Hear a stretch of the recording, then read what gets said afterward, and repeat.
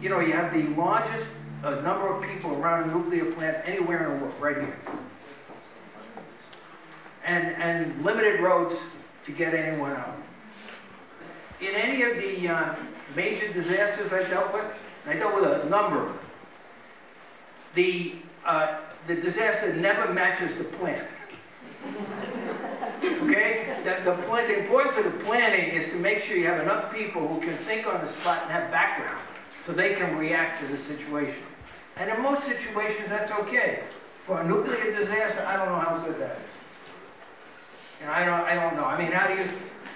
No one taught. We grew up, there's a 5-year drill. It's called an ingestion drill. 50 miles, contamination of the water supply and the food supply. And we have to get 12 million people, water and food. Give me a break. I agree with Mr. Spano. This is nothing to do with nuclear power, except that the consequences of a problem are so devastating in such a densely populated area that I think we have a moral, ethical obligation to make sure we have solutions that are viable before allowing such a dangerous thing. It's like having a pit bull that's pretty well trained when you're walking down the street, but you know, what if it's not, kind of thing. So we got to deal with it. What we'd like to hear from you, and Ken Oken is going to record what people say in terms of what do you think the next steps are to assure the highest level of safety that we're able to achieve.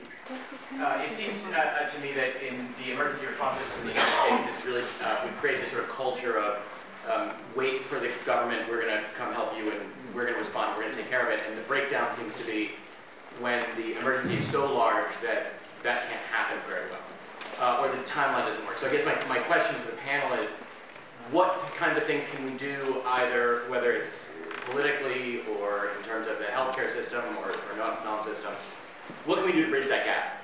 How can we keep the system from breaking down when emergency services aren't able to respond to us in a large enough fashion or quick enough for such an event such as a nuclear disaster?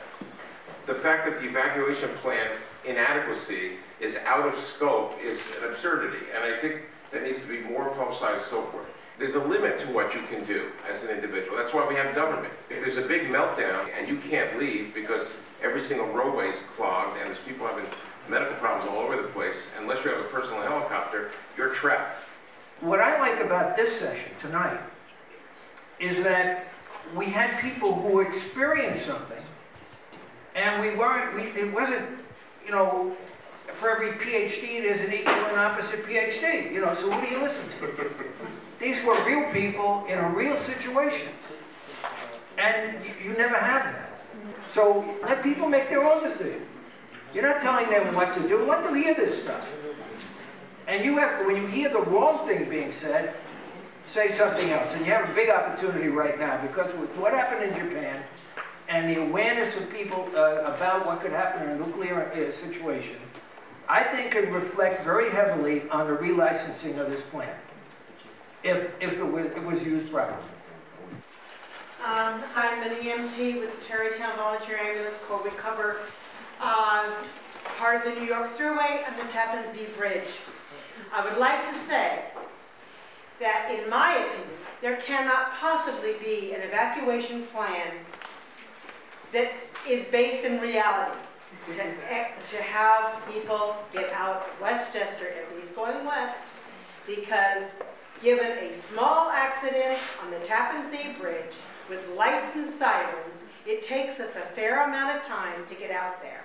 I would say the next step is to really face the fact that Indian Point, if they should have a nuclear accident, a severe nuclear accident, because of the massive numbers of people that are in this area, there is no such thing as an evacuation plan, in my opinion.